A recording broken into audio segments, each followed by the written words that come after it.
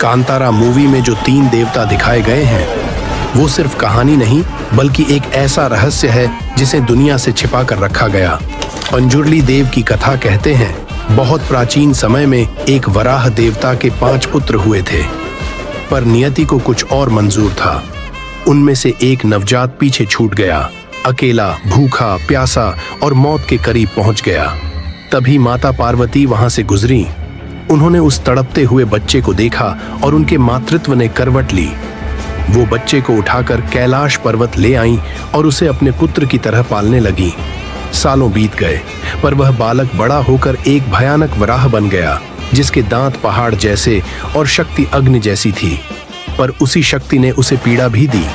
उसके शरीर में भयंकर खुजलाहट रहती और वह उसे मिटाने के लिए धरती की फसलें रौंदने लगा।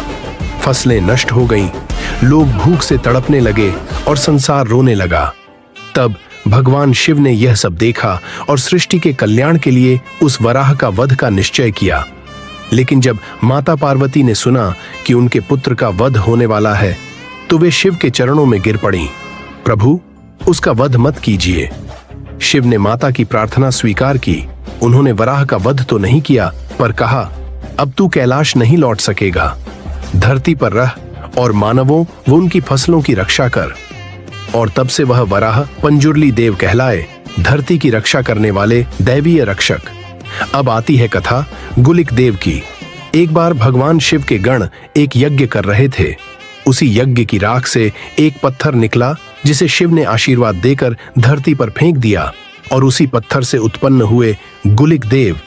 उनका स्वभाव जन्म से ही अग्नि जैसा उग्र था। भगवान विष्णु ने उन्हें नीलू आसन नामक स्त्री के गर्भ से जन्म लेने का श्राप दिया। जब गुलिक देव का जन्म हुआ तो धरती कांप उठी, क्योंकि वो बालक भूख से पागल था। वह जो भी देखता खा जाता, यहाँ तक कि घोड़े और हाथियों का खून भी पी जाता था। तब भगवान विष्णु उनके सामने प्रकट हुए और बोले, हे गुलिक, अब मेरी इस छोटी उंगली को चूसो। और जैसे ही गुलिक ने उंगली चूसी, उनकी भूख शांत हो गई। विष्णु जी ने उन्हें आदेश दिया, अब तू धरती पर रहेगा और मनुष्यों की रक्षा करेगा। तभी से गुलिक देव धरती के रक्षक देवता बन गए। समय बीतने के साथ दोनों की शक्तियां इतनी बढ़ गईं कि उनके बीच अहंकार की अग्नि जल उठी। एक दिन भयानक युद्ध हुआ। तभी माता पार्वती प्रकट हुई। उन्होंने दोनों को शांत किया और कहा, तुम दोनों भाई हो, धरती तुम्हारी माता है, अब साथ मिलकर उसकी रक्षा करो। तब से पंजुर्ली देव और गुलिक देव धरती पर साथ रहते हैं, और जिनके घर ये दोनों पूजे जाते हैं वहां न तो दुष्ट शक्तियां आती हैं, न ही फसलों का नाश होता है।